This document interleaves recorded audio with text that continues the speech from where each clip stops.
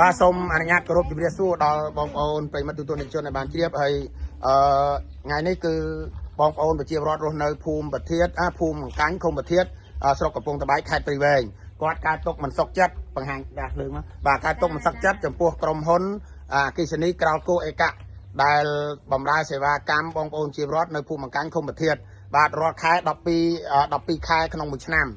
តែងតែឡើងពេលបុណ្យភ្ជុំចូលឆ្នាំចិនចូលឆ្នាំខ្មែរហើយការដែលមុនតាន់ចូលឆ្នាំខែកន្លងទៅគឺអស់តែ70000អ្នកធ្លាប់100000ជាងអស់តែ70000អ្នកធ្លាប់អស់10000ជាងអស់តែ6000អ្នកធ្លាប់អស់70000ឡើងដល់100000ជាងអញ្ចឹងពួកគាត់ធ្វើការតវ៉ាហើយស្នើដល់អាជ្ញាធរអគ្គិសនីកម្ពុជាអាជ្ញាធរអគ្គិសនីខេត្តព្រៃវែងដល់មកបាលនៃគណៈបាលខេត្តព្រៃវែងជាពិសេសលោកផុនសំភ័សអភិបាលនៃគណៈអភិបាល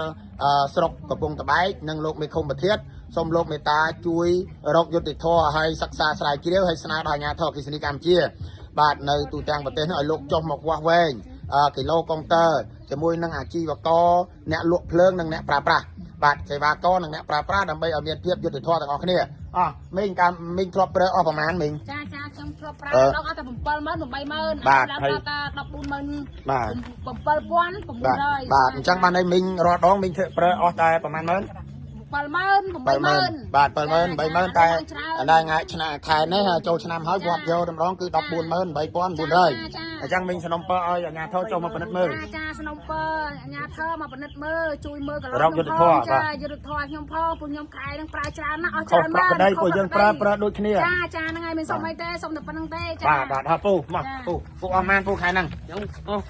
70000ជាង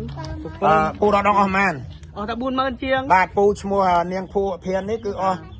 74300តែរត់ដងអស់ម៉ានអស់តែ40000ជាងអញ្ចឹងឥឡូវឡើងខុសតំណងណាអញ្ចឹងពូស្នំពរឲ្យអាជ្ញាធរគិសនេះចុះមកវាស់វែងជួយ